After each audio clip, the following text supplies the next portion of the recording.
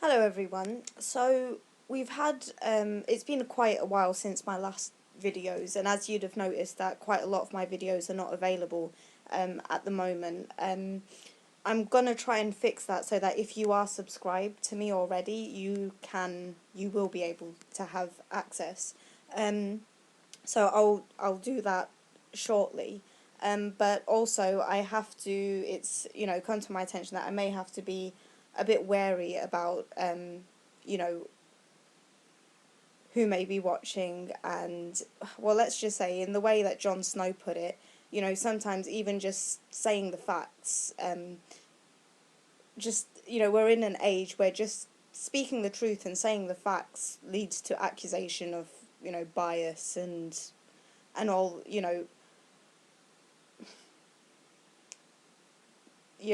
so that's the thing. I kind of feel like we are living in a very surreal age at the moment. Trump, it's so incredible to see people going, oh, Hillary was Hillary so much better than Trump? Well, was she the better option, really? No. Well, yes, she was the better option. She wasn't much of an option in herself. She was a crap option. Bernie would have been the much better option, and he would have beaten Trump hands down. But the fact is, she didn't win. She won the popular vote, but she didn't win overall, right? And Trump, he's just incredible. He is just incredible. There's so much to talk about: the Muslim ban, the wall, and kudos to the leader of Mexico to cancel his trip. Um, on cancelling his trip, and oh my god, I laughed so hard at Abe's eye roll after shaking hands with Trump. That was hilarious. That was absolutely hilarious. Um, so all these things are going on, and then we've got, and this is why, again, no matter what happens, I'm always backing Jeremy Corbyn, right? I can never see him. People saying he's weak and that and all this stuff. How weak do you think Theresa May is? That not only does she not condemn any of his bigotry and his sexism and his vileness, his general vileness. The man is vile. I know last time I did a video about Trump, I got a shed load of white supremacists commenting, making various comments, making racist comments, telling me to go back home. I am home, by the way, right here, FYI. All this stuff, and saying, oh, and, I've seen people who are, not necessarily nasty people, but in and themselves, they're like, oh yeah, everyone's jumping on the hate Trump bandwagon. Yeah, there's a reason for that. There is a much needed reason for that. And I'm sorry if, no, actually, I'm not sorry if you're going to get butthurt over people and here's the irony, you call people who are mobilizing against Trump snowflakes, yet you crumble at the slightest criticism of Trump. It's quite incredible, really quite incredible.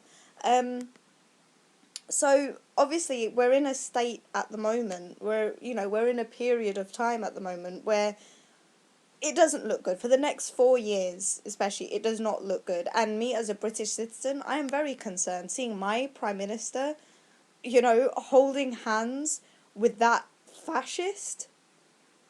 And he is a fascist. I don't care. He is a fascist, alright? I really don't care. He is a fascist. So, we are concerned, and we've got to channel this concern and this anxiety into action. Petitions, marches, etc. There's one on February 20th. Be there. I'll put details in the description for this video, but please come. And I think on top of the, especially in Britain, I think more than the protests against Trump, we need to mobilise and join the days of action for the NHS. Our NHS, oh my god. If Trump gets his grubby, nasty, perverted little hands on our NHS, oh my god, we are screwed. Oh my god, are we screwed. I mean, the Tories are screwing us as it is with with what they're doing to the NHS. But oh my god, and I find it like incredible that all these, I know I keep saying it, but just the detachment these elite politicians have, and not just elite politicians, but various various people who say, oh, I, Daniel Blake, it's just rubbish, it's absolute rubbish, it's nothing like that in real life. Yeah, do you know what? Yeah, it's dissimilar from real life in that it had to be toned down. The film had to be toned down.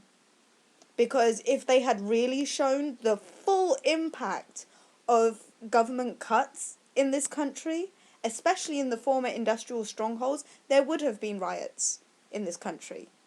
It would have prompted riots. And so I believe, not just in the case of Trump, but in the case of the Tories, we have to be engaged. We have to not just talk about our outrage, but go to Downing Street and chant our outrage out, If you can. I've been suspended from the Labour Party. I had my suspension interview with them like a few weeks ago. And let's just say I can see why the Labour, what is it, the compliance unit, they're the ones that deal with complaints and all that stuff. They are absolutely, how do I say, A, they didn't come across as real people to me, if I'm perfectly honest. B, when I spoke, when I was, they looked at one of my correspondence with Steve Reed and saw that I'd referred to Israel as apartheid Israel. And, they asked me, how do you think Jewish members of Jewish members of Labour would feel about you describing Israel as an apartheid state? And, at the time, I was a bit taken aback because I thought, well, I haven't mentioned anything to do with Judaism or Jewish people in this, and here's the thing, right? Don't get me wrong. We've seen this, especially since Brexit, since the rise of Trump, there has been a rise in anti-Semitism. There has been. I was at London Bridge a few weeks ago, and I saw very clearly it looked like Ghostbusters, but I think it was meant to be parodied like, I don't know, like Jew Busters or something awful like that. And, it was a caricature of a Jewish man, and I immediately informed the staff that, look, there's this anti-Semitic poster up, you got to take it down, and there has been a rise in anti-Semitism. There was, in America, on a news channel, there was, discussing about are Jewish people, an advisor of Trump saying, are Jewish people really people, or something to that effect, something very dehumanizing and very... And let me tell you, I have zero tolerance for anti-Semitism. Zero. Okay? Any kind of prejudice, any kind of discrimination, I have no tolerance for. Absolutely not. Right? But I believe I have a right to call Israel an apartheid state, just as I believe I have the right to call Saudi Arabia a fascist, misogynistic dictatorship, that I believe has completely... and that's one of the reasons why I, as a Muslim, refuse to go on pilgrimage. I refuse to go to Saudi Arabia because of what they have become, all right? Because of what Saudi Arabia, which always professes, oh, we're such a big Muslim nation. You haven't taken in it. How many refugees have you taken in? Look at how you treat women. Look at how you treat the poor. Look at the excessive hoarding of wealth in your country. Go away, you're not a Muslim country. No, right?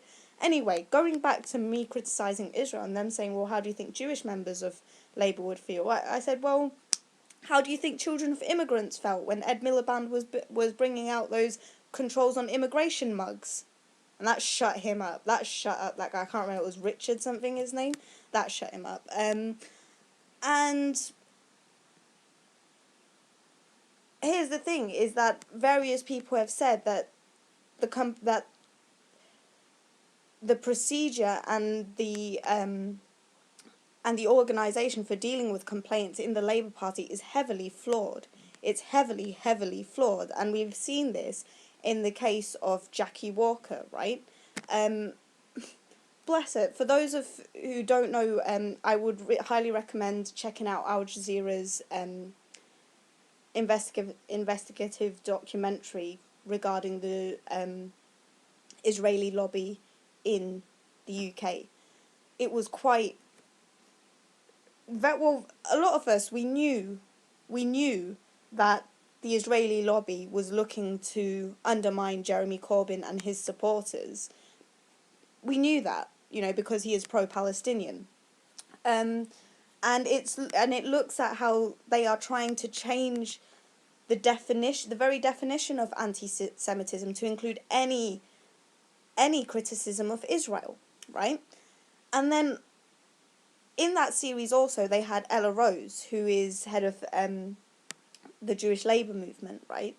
Or she's in the she's a senior member of Jewish Labour movement. And she's very upset when it's just been exposed by electronic intifada. I think that's how you say it. Online, about how she used to work for the Israeli embassy prior to getting this role in Jewish Labour movement. Working for the Labour Party, and she's all upset. Oh, I've been exposed. Oh my, well, got nothing to hide. Then you should have just told people, yeah, I was working at the embassy, Don't hide it, then when people bring it up, you get butthurt about it. Anyway, she's there and she's crying and all that stuff, and then she's like, she goes, oh yeah, Jackie Walker, I could take her. She's 5'2", I could take her. I used to work in Israeli, security and all that stuff. I could definitely take her. That is a threat. That is a threat that she has made. I'm pretty sure Jackie Walker's made a complaint about her. And do you know what? Do you know what's happening with Ella Rose now? Let me get the... Let me get this. So there's this volunteer organisation called Labour Women's Organisation, right? They're on Facebook. Go find them. And Labour Women's Network, that's it. Labour Women's Network. And at the moment, so Jackie Walker, she posted on her Facebook how she has now cancelled her membership of that because of their decision to train Ella Rose in leadership for as part of their program. Basically, they're training Ella Rose, and I just find this really, really strange, right? So I messaged them, I wrote on their Facebook and I sent them a message. So I said, why have you decided to train Ella Rose after her threatening reply to Jackie Walker? And then I saw that they'd seen the message, and I was like, I can see you've seen my message, when can I expect a reply? So they reply with, Dear Sieda, thank you for your message. Labour Women's Network is very proud to be providing training on the Joe Cox Women in Leadership programme, but as a voluntary group are not responsible for its administration. The Labour Party has a clear complaints process. If the party decides to take any disciplinary action, it would be up to them to determine if there are any implications for a participant on the scheme. Best wishes, Labour Women's Network. To which I've replied, so as a voluntary group representing the Labour Party, you are not responsible for someone you have chosen to train in leadership who openly spoke of physically assaulting another Labour member? Good to know, I'll pass it on. And that's what I'm doing here, I'm just passing on that info, FYI, right? And this is why Labour really needs to up its game. I'm sorry, I said this at my interview, at my investigation interview. God, they make it sound like, you've committed a murder or something. But they were just like, they said, I said, I absolutely believe that the Labour Party, as it stands, is rotten from the inside out. Absolutely rotten from the inside out. And they said, oh, well, how do you... and I said, it's very easy when you're living in somewhere like... I'm not saying it's easy for people living in London who vote Labour. I'm not saying that at all. But I'm just saying, when you're in London, it's easy to say, oh yeah, Labour is better, because you can see it, since the Tories have come to power, you've physically seen, trains constantly being delayed, homelessness increased, etc., etc., right? But in somewhere in rural areas and former industrial strongholds, for example, and I said I went to Bangor University, where I've seen for myself how where government and New Labour included abandoned these areas and did nothing for these areas, and where you are losing voters to UKIP. So, frankly, because people feel like they haven't had a proper alternative. And that's why I referred to a Labour Party that would be run under Owen Smith as Tory light. That's why I used the phrase Tory light. They question, that was one of their reasons for suspending me as well, because I referred to New Labour as Tory light, right?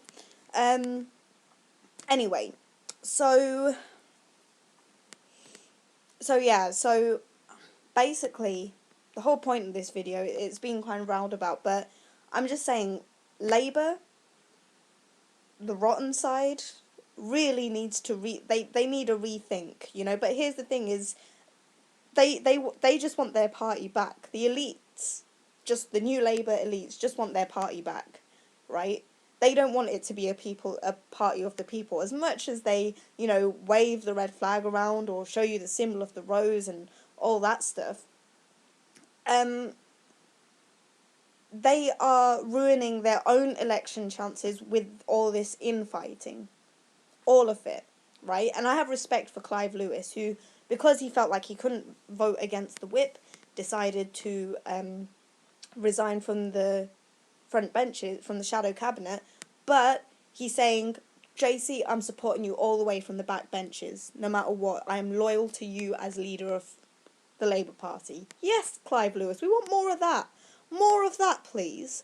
More John McDonnell, more of these voices, that will allow Jeremy Corbyn to then really open up the Labour Party as the alternative to the Conservatives, as this proper socialist alternative to Conservative, not the, wishy-washy neoliberal, socialism is a dirty word, New Labour.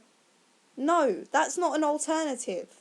That is not a bloody alternative. We want real change. We need it in this country desperately. And we need a rejuvenation of political culture.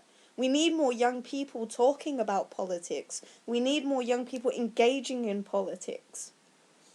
And I think that's been highlighted in Trump's election, in Brexit, in, everything that's happening right now. Everything that's happening right now. We are heading towards fascism. No doubt about it. If we're not already there. So let's do something about it.